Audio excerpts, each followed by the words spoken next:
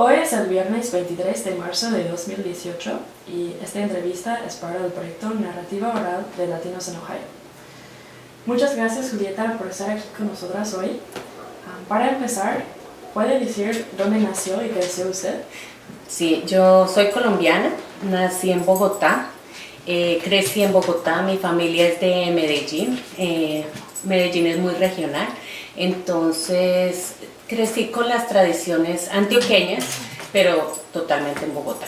¿Qué te cuento? Básicamente eso. Gracias. Sí. ¿Y cómo fue su niñez? Muy bonita. Crecí con una familia muy grande. Mi abuela tuvo 22 hijos, de los cuales quedaron 10. Sobrevivieron 10. Tengo como 36 primos. Entonces, y los hijos de los primos ya tienen hijos. Entonces siempre iba a Medellín, aprovechaba la mayoría de las vacaciones que tenía. Siempre iba a Medellín, crecí con esa cultura. Era muy bonito ir a Medellín. En Bogotá es un poquito más, es más como cosmopolita, entonces también es como, somos más hoscos, somos más distanciados.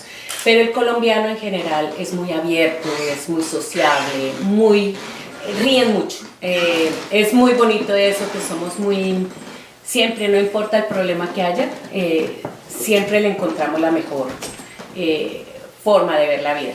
Y la solidaridad es algo muy importante para nosotros. Ayudar, básicamente. Sí. Qué bonito, gracias. Cuéntame una de sus memorias favoritas de la niñez o juventud. Una de mis memorias favoritas. Cuando era niña iba a Medellín. Siempre íbamos a las fincas. Mi familia es ganadera y cafetera, entonces íbamos a las fincas.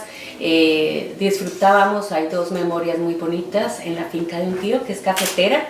Nos metíamos al trapiche, y donde hay unos solares en donde se pone el café a dorar, a quemar. Y eso se llama el zarzo. En ese sitio son como unas planchas grandísimas y es como una especie de establo.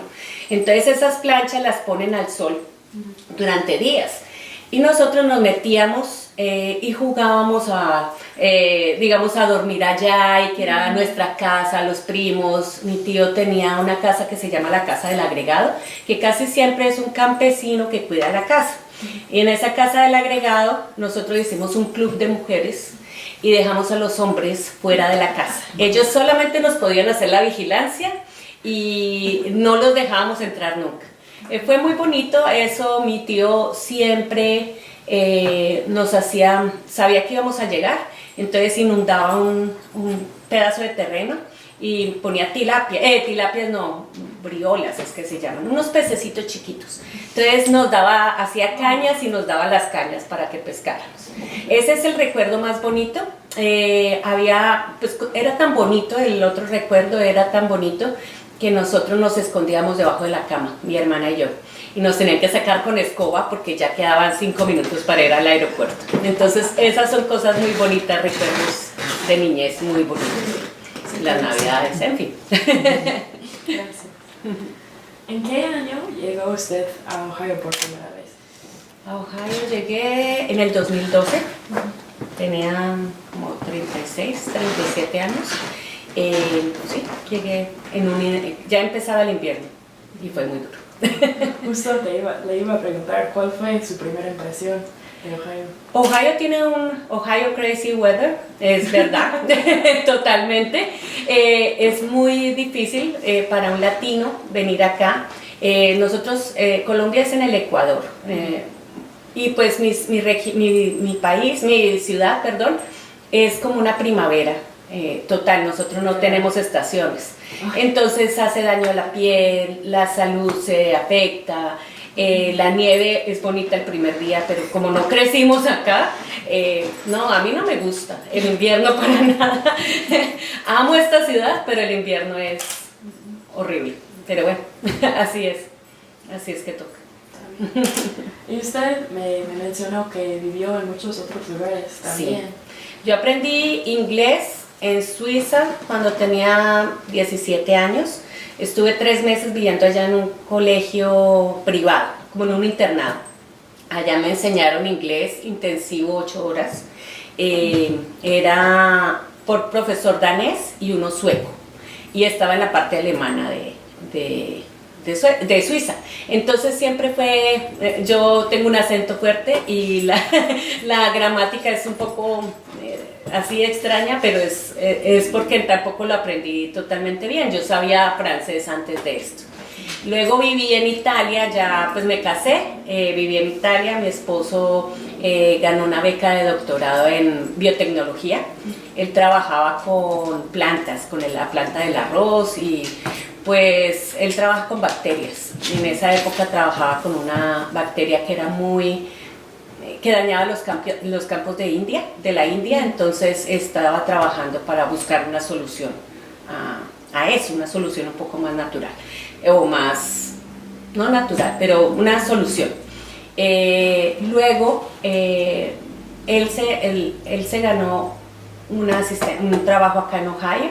El jefe de él lo esperó por 1 año y medio hasta que se graduara. Vinimos para acá y está trabajando en biotecnología acá con salmonella.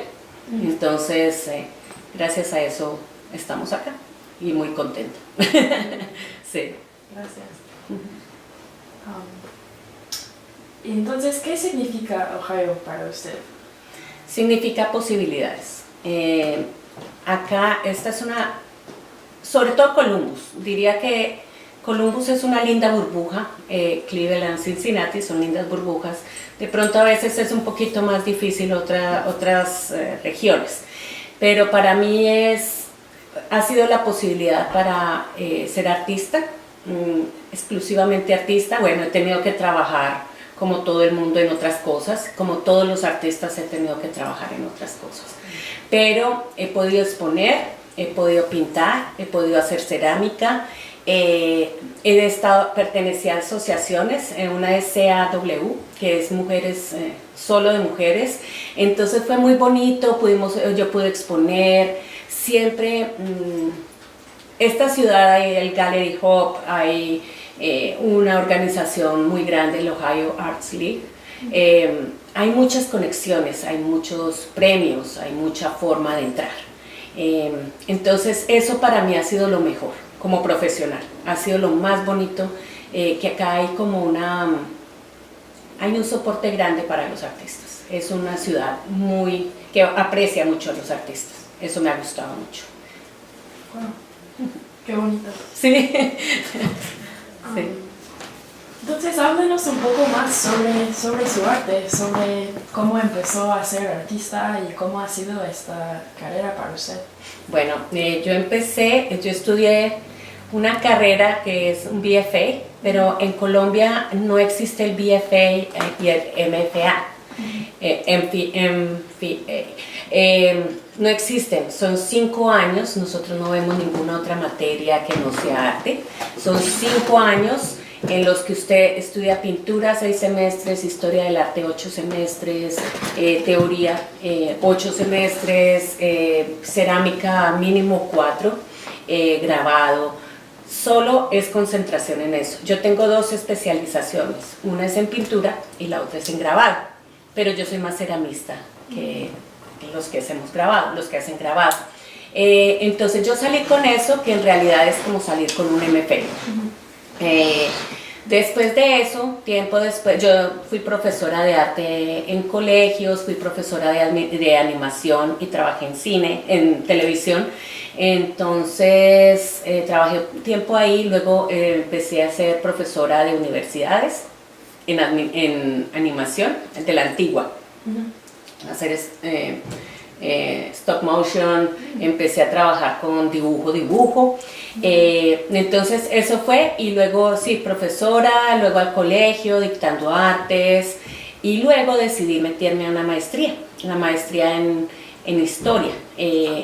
Entonces vi una maestría en historia, acá tengo ciertas cosas para mostrarte, y después, ya cuando me casé, fui a Italia, aprendí el italiano, fue muy difícil vivir allá para mí profesionalmente, entonces decidí meterme a una maestría en Historia del Arte. Fue muy bonito desde que estudié la maestría en Historia del Arte, pero no me pude graduar. Entonces nosotros nos trasladamos acá y pues ya no podía, el viaje muy costoso, pagar matrícula, todo. Entonces no fue tan fácil para mí terminar, pero tuve muy buenos profesores, vi el arte europeo a primera mano, entré a muchos sitios que no son permitidos, por ejemplo en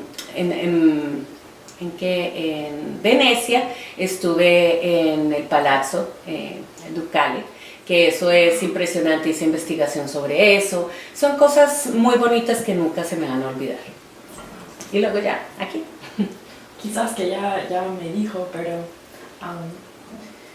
¿cuál ha sido el momento más feliz de su vida?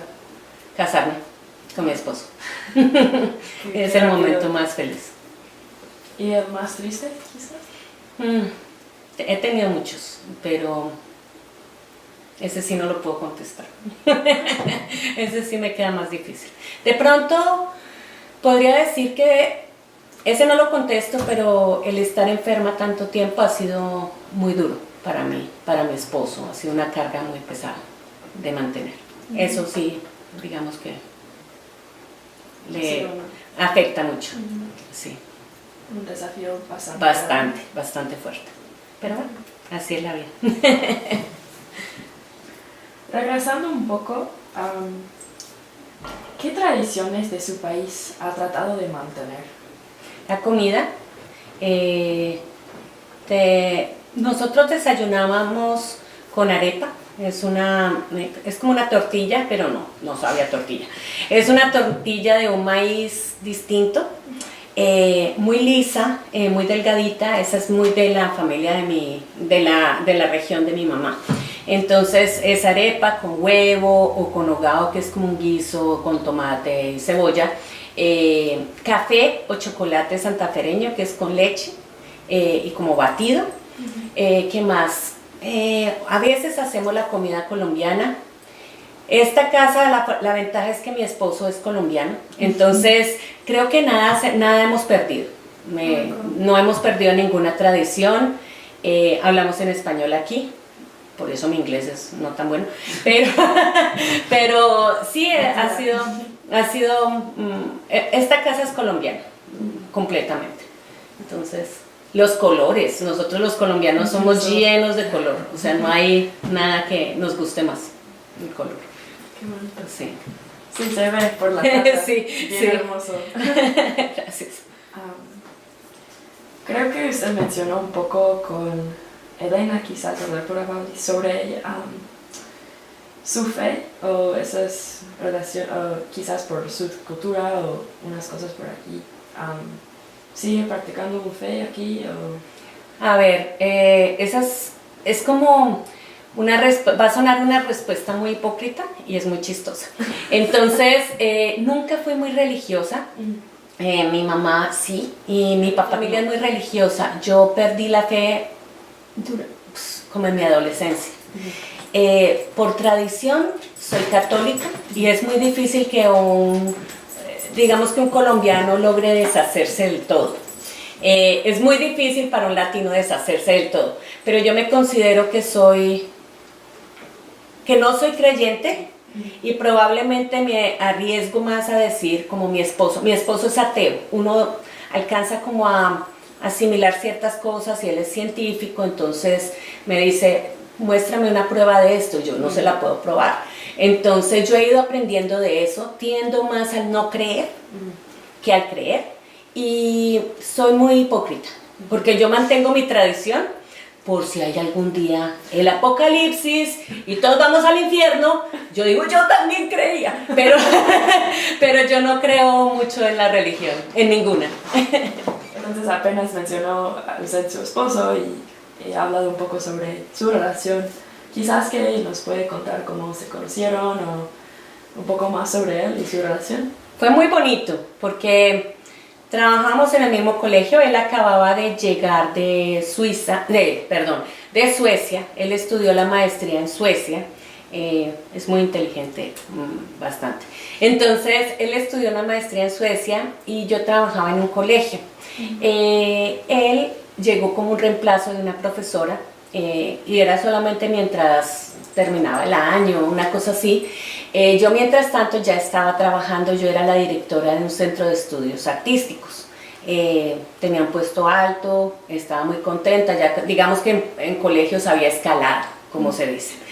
Pero ese colegio no me gustó. La jefe mía no me trataba muy bien, yo estaba muy aburrida, pero nos hicimos, el grupo de amigos, de colegas, era muy bueno y éramos muy amigos. Él llegó y ya lo conocían, entonces empezamos todos a salir, empezamos fiesta para aquí, fiesta para allá, comida.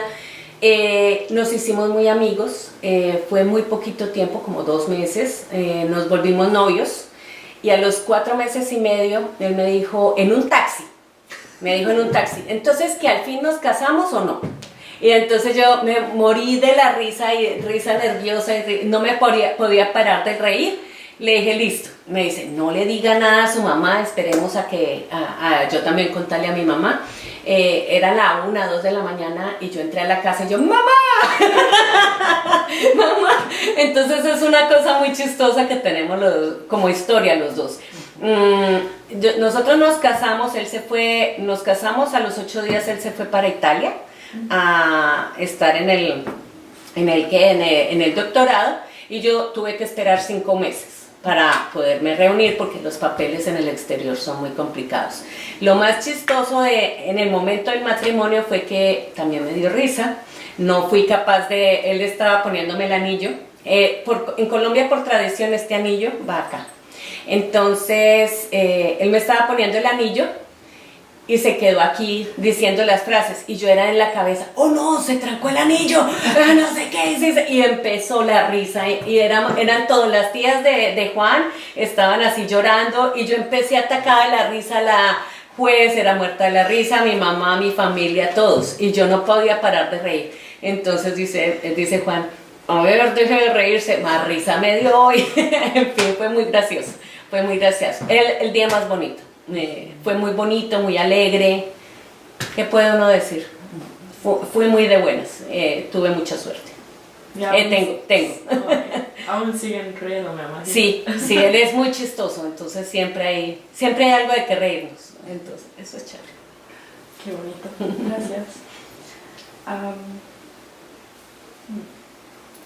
¿Cuál ha sido el momento de más orgullo de su vida? Ha habido varios porque el salir de una maestría en historia no era tan común en mi época. Digamos que alguien artista se quedaba artista y ya, se graduaba y pues no es que haya mucho para dónde ir, no tenemos una empresa ni nada que nos colabore. Entonces yo decidí estudiar la maestría y trabajar, no es como acá, que la maestría se estudia y el gobierno o ustedes tienen una fellowship o les patrocinan. Yo pagué mi maestría, yo trabajaba de día y luego estudiaba de noche, de 6 a 10 de la noche. Mi tesis de maestría es esta, no es cualquier bobada. Y esto sacó el puntaje más alto. Casi me hacen el magna cum laude.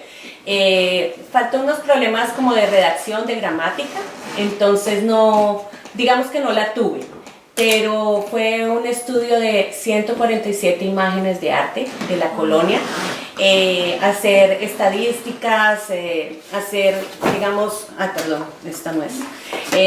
estadísticas, trabajar con esto, tampoco es, trabajar con archivo, leer textos de la colonia. Digamos que ahí, no sé, mira así, esto todo es texto colonial del siglo XVII. Esto se llama paleografía, es el estudio de textos antiguos. Entonces yo hice todas las traducciones del Archivo Nacional de Colombia.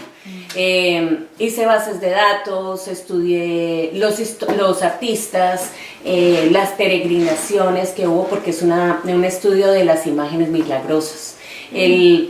Las imágenes milagrosas como fenómeno de pedagogía, es decir, los la Iglesia Católica no entró así como tan rápido, sino que fueron las imágenes y como ciertos rituales que a la hora de la verdad son imágenes también los que convirtieron a los indígenas durante un proceso de 300 años. Eso no fue tan rápido. Entonces ese fue mi estudio, las fuentes que hice. Acá están las fotos, algún día las encontraré. Mapa, sí, míralas. Entonces todas las imágenes de la Virgen de Chiquinquirá, que fue la Virgen que yo estudié. Es la patrona, no es la patrona, pero es la Virgen más importante de Colombia. Entonces, estudiar una maestría tampoco es tan fácil allá. Entonces, y trabajando y estudiando, muy difícil. Eso es un orgullo muy grande que yo tengo. Italia también, porque fue muy difícil. Yo aprendí italiano, aprendí a entender dialectos, me gané una beca por mejor estudiante, la única extranjera que ganó la beca. Me dieron la beca y duré mucho tiempo sin pagar un peso. Incluso tenía derecho al comedor del sitio. Me fue muy bien, me querían mucho los profesores, entonces es un orgullo grande tenerlo. Y, o sea, como ser tan... Yo hago de todo. A mí no me da miedo hacer las cosas, no me da miedo trabajar en lo que sea. Entonces eso es como orgullos que tengo, pequeñitos, pero son orgullos. Sí. Con razón. Sí. Pues gracias por enseñarnos, es muy hermoso. Y estos son mis... yo trabajé en esta enciclopedia. Es del periódico El Tiempo, que es el segundo periódico más importante de Colombia. Entonces yo hice la última parte es la parte de Colombia. Yo hice la investigación, entrevisté a los artistas que vivían todavía, hice los permisos para las fotografías, el estudio de archivo. Todo esto es arte colombiano y yo lo hice en las dos enciclopedias. Digamos que eso también, y que fui editora de la parte de arte de esta revista que era del colegio, donde trabajaba. Entonces... Una autora también. Sí, trabajé mucho con publicaciones en Colombia. Muy bonito, esto fue una cosa impresionante. Pedir permisos en una enciclopedia, estas fotos fue dentro de la iglesia donde están. Pedir permisos en Colombia para fotos es muy difícil, yo creo que acá también. Entonces ese sí ya es Picasso. Eso fue muy importante para mí, muy emocionante. La otra parte. Para compartir esto con la gente. Sí, esto es, llegaba cada semana el domingo con la edición especial a cada una de las casas. Son como folletos de este tamaño y al final regalaban la cubierta. Entonces fue muy bonito porque la gente se emocionó mucho, compraban el periódico. Aparezco yo, entonces aparezco yo en el texto, pues yo lo edité, entonces es muy bonito porque llegó a mucha gente. Eso es bien bonito. Sí. Pues, muchas gracias por enseñarme esos libros. Magia. Pues, Perdón. Este es el sitio, esta es la zona de pintura y allá es la zona de cerámica. Yo digamos, imprimo algunos cuadros, les pongo textura y después trabajo allá. El proyecto que les quería mostrar es un proyecto bastante interesante. Es un proyecto global, es un grupo de ceramistas que se llama More Clay, Less Plastic. El proyecto surgió por una señora que se llama Lauren Moreira.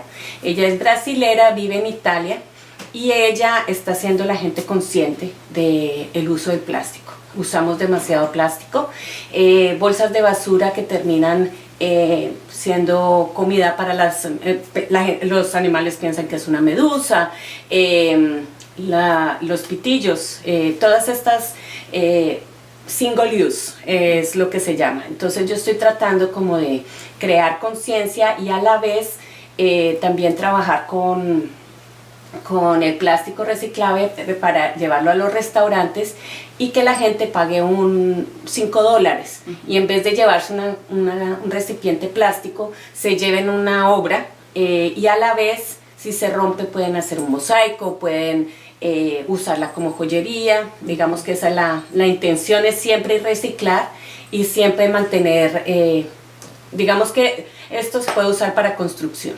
En cambio el plástico dura más de 50 años, muchas veces no se recicla.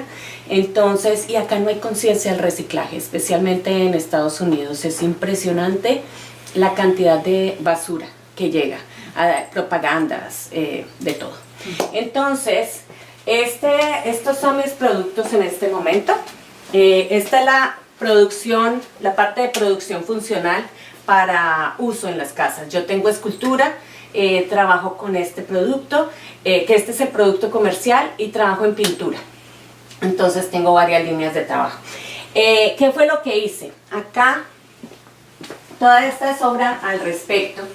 Todo el plástico y todo el cartón que llega a la casa y todo lo que llega para reciclar, yo lo meto en estos contenedores. Uso esos contenedores como molde. Estos son los moldes de los recipientes plásticos que llegan a la casa. Uso el cartón, uso el plástico, uso las cajas que llegan a la casa, todo eso para hacer los moldes. Luego este molde uso una arcilla que se llama barbotina, se llama casting slip en inglés, y esa barbotina me permite hacer muchas serie del mismo molde. Eso es lo que se refleja acá. Por ejemplo, esta es donde vienen los champiñones. Esta fue de comida. Estos platos son de comida de la China, que llega así. Entonces esos fueron los moldes que usé. Cada cuchara que llega le hago un molde.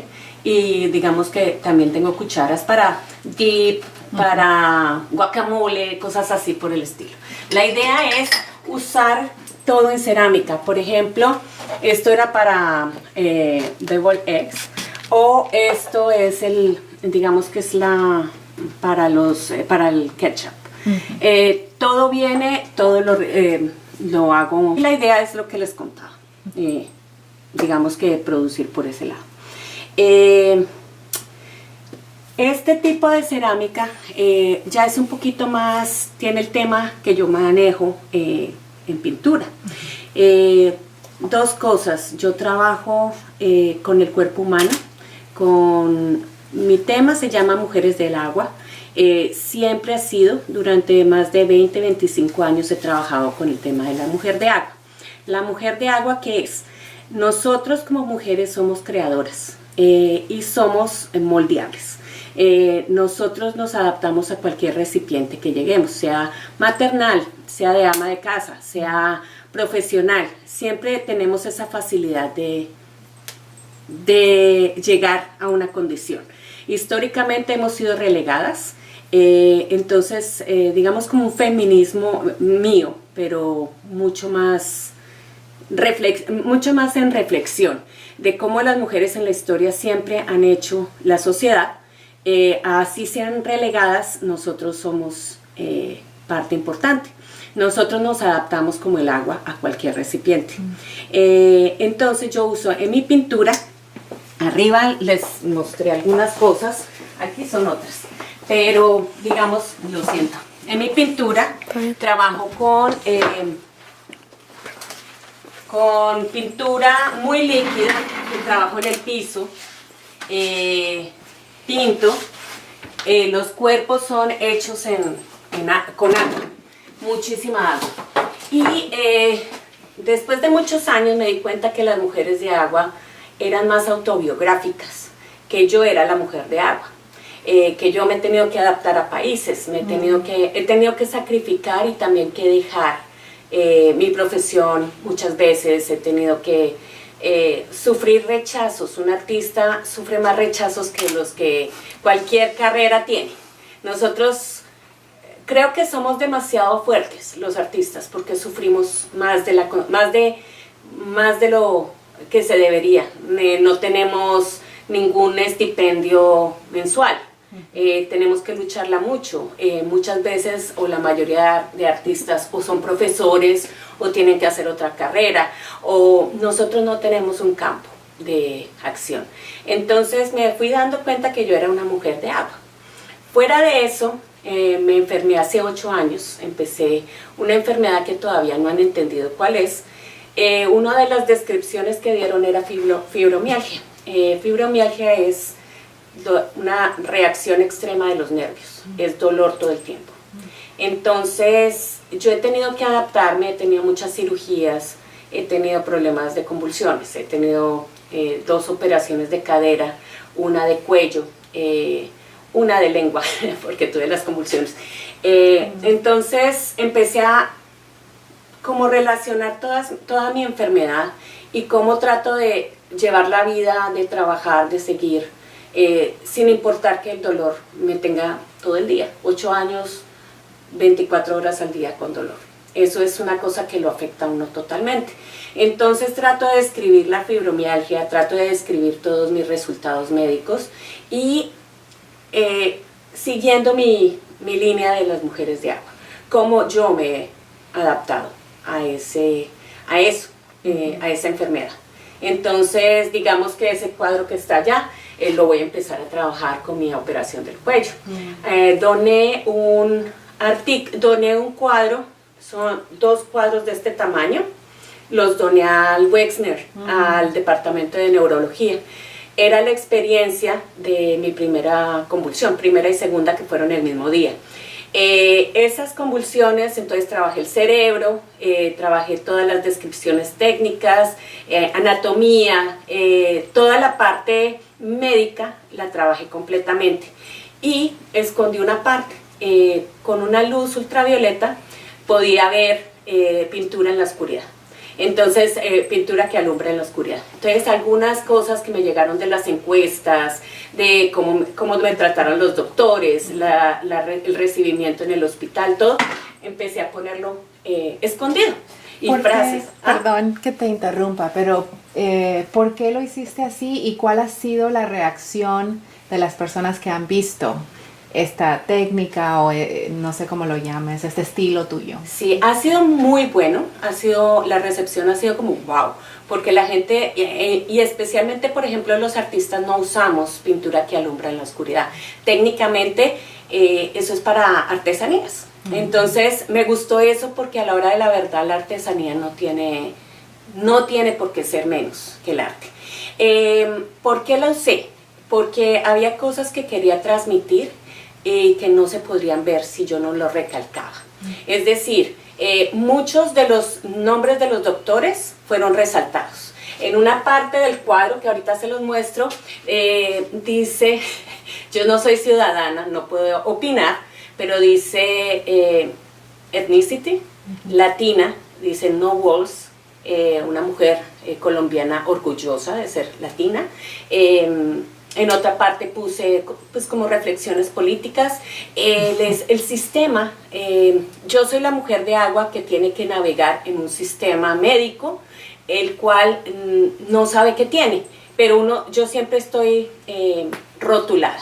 Por eso en estos cuadros, estos fueron los 2 iniciales, empecé a usar el código de barras y empecé a usar el punto cardinal, las líneas cardinales. Arriba, digamos que están los cuadros, estos son los primeros.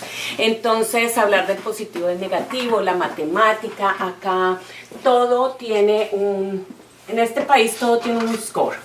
Tú no eres sino un número. Entonces, las fisioterapias, esto me lo regaló la fisioterapeuta. En las fisioterapias a uno cuando lo operan le miden los ángulos de movimiento. Yo nunca estuve en el buen ángulo. Yo siempre fui abajo de la línea media de la estadística y me dolía mucho. Entonces, digamos que por ejemplo, son las fisioterapias de cada doctor. Me hacían los ángulos, entonces yo me sentí como un plano cardinal. La parte positiva, la parte negativa, cuánto score mereces. En el cuadro que doné están los surveys, ¿cómo es? ¿Las encuestas? Las encuestas. Entonces decía, queremos saber cómo lo atendimos y no sé qué. Eso lo puse. Digamos, una reflexión de cómo uno se siente no visible o invisible dentro del sistema. Y cómo uno se adapta a andar de médico en médico. Eso es. Entonces yo soy la que se adaptó a este recipiente, a este cuerpo que me dio la vida, y cómo uno lo utiliza y cómo uno lo transmite. Ahora mi pintura es una catarsis. Entonces, ¿nos puedes hablar de las pinturas? Sí, arriba. Los recipientes que nos acabas de mostrar, los platos, las cucharas, esas se pueden usar. Sí, totalmente. Se lava, o sea, son resistentes. Es más, ahorita les doy un regalo, ¿sí? La idea mía del arte es, nada se queda conmigo. Si alguien tiene la idea y si alguien la quiere hacer, me parece perfecto. Porque tenemos que transmitir, el arte es político. Y a la hora de la verdad, yo soy un ente político que puede cambiar la percepción. En este caso, puede cambiar el consumo, de la forma como la gente consume el single use. ¿Para qué comprar una cosa que se va a desechar? Digamos que mi pensamiento es así, yo compro solo ropa usada, trato de reciclar lo que más puedo. Digamos que esa es mi forma de ser. Quiero ayudarle a la gente a ser consciente, que nosotros no podemos dañar el mundo que tenemos porque es el único recipiente que tenemos. Hablando de recipientes, por ejemplo, estos son nuevos.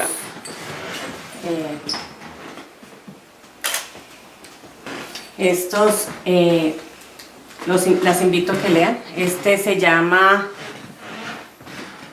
Mental Disorder o algo así. Dice whether symptoms of psychotic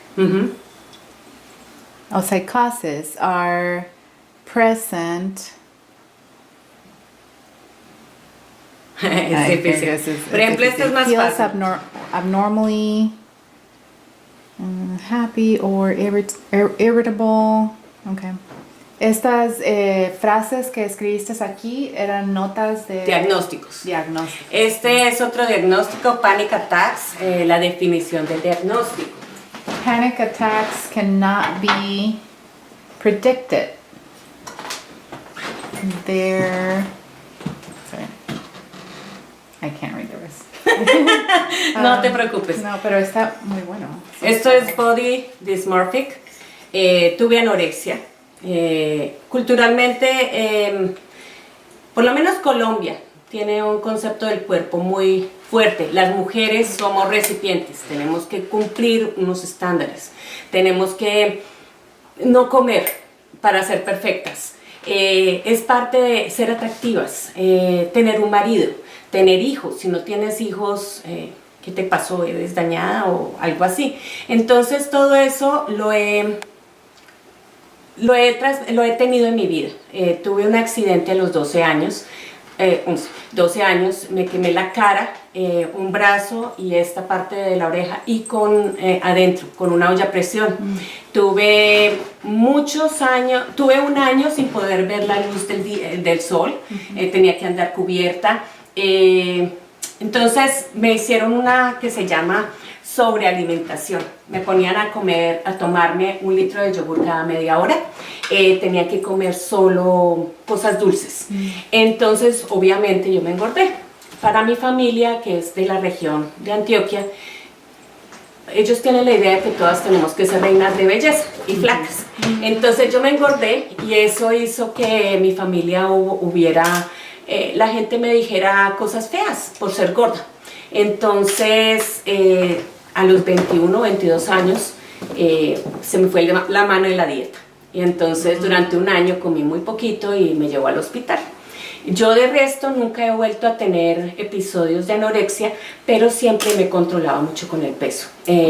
Siempre ha habido como ese complejo. Entonces eso también me hizo como reflexionar acerca de cómo las mujeres tenemos que adaptarnos y tenemos que cumplir unos estándares para la gente.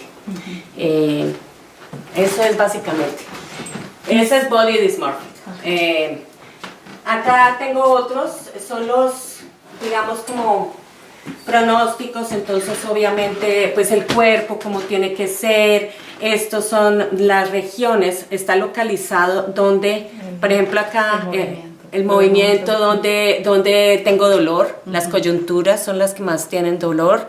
Esta es la cadera, la rodilla, digamos que todas estas y cómo médicamente han sido diagnosticadas. En esta, por ejemplo, esta se llama handful, no por puñado de persona ni nada de eso, sino porque yo tengo el túnel del carpo dañado. Entonces, ¿dónde duele? ¿Cómo se llama? La parte de anatomía. Dónde están los huesos, las coyunturas, la parte negativa, estos menos, es donde se siente más fuerte. Lo que es negativo del dolor. Es como mi representación de lo que es negativo. Y el punto central es, digamos, como el punto más importante donde duele. El código de barras, súper importante, porque tanto en Italia como acá, uno tiene un código de barras. No solamente tiene la licencia de Ohio, sino que para los hospitales, yo soy un código de barras y un... ¿Qué es en todo el país? En todo el país. Soy un código de barras y soy un número. No importa qué enfermedad tenga. Entonces, si es difícil de entender, siempre va a aparecer ese número en cualquier lado, en cualquier diagnóstico. Entonces es como, ahora te tienes que transformar no en mujer, sino en un código de barras. Y tienes que hacer eso. Entrar en ese rol. Entrar en ese rol. Por eso estas imágenes son vasijas. Son simplemente estudios de anatomía, son la cadera, en fin. Muchos de estos son así. Lo que les decía, hay una parte que es funcional, que son, por ejemplo, estas obras de acá, recipientes funcionales para la venta. Para uso. Para uso. Luego siguen las esculturas. Estos son mis grandes proyectos. Es muy difícil de hacer porque necesito un taller más especializado, necesito mucho tiempo. No son fáciles de hacer. Entonces, estas también son la reflexión de los diagnósticos, de la anatomía. He aprendido un montón de anatomía. Y esto, lo que vemos aquí, ¿tú lo dibujas? Es un transfer. Okay. Son fotocopias y por una técnica de cerámica uno puede pasarlas, se llama Mason Stain, uno puede pasarlas acá y trabajo con bajo esmalte, underglazes, que es muy parecido a la pintura. Entonces ahí retoco lo que es más importante, los otros espacios los dejo, pues es cuestión de pintura. Entonces, sí, es un transfer de fotocopia, lo mismo es este. Estos son transfer también sobre todo de la cadera y de los diagnósticos. Por ejemplo, los movimientos del cuerpo que no puedo hacer. Entonces, cómo se va uno adaptando a no poder doblarse, a no poder acurrucarse, a no poder mover el cuello tirándolo para atrás. Estos de acá son exactamente pensados en eso. En esta misma idea, y esto en cerámica fue donde empezó, porque el carving implica también como un deterioro, un daño. Entonces yo dañé la pieza, le puse las líneas en plano cartesiano a propósito, justamente para señalar que cualquier enfermedad desgasta, cualquier cosa duele. Y estos son también, el vidrio básicamente es como la pintura de abajo, la mujer de agua, yo pinto muy aguado, casi que acuarela. y ahí voy creando el cuerpo. Digamos que ahí está la técnica, justamente. En estos dos cuadros, este cuadro son puros manchones de agua, sobrepuestos, sobrepuestos, sobrepuestos. Dejo secar, luego voy viendo el cuerpo, voy reforzando las líneas del cuerpo. Es por lo menos 20 layers, 20 capas. Este también, incluso no se nota mucho el cuerpo. ¿Qué se escribe? ¿Los diagnósticos también? Sí, el protocolo con el que se hizo el escáner o la resonancia magnética, en la fibromialgia. Este es única y exclusivamente de fibromialgia, de qué significa. Cuando a uno le dicen fibromialgia, muchas veces los doctores le dicen a uno que uno está loco y lo mandan al psiquiatra, que es un dolor que no existe, que no sé qué, y resulta que 8 años después, ay, perdón, sí existe, es esto, es aquello. Entonces, problemas de diagnóstico y obviamente el código de barras, porque ahí empecé yo todos los días diagnóstico para acá, diagnóstico para allá, todos los médicos diciendo las pastillas que he tomado. Entonces, por ejemplo, estas son las pastillas. Todo eso son como los labels que vienen de las pastillas.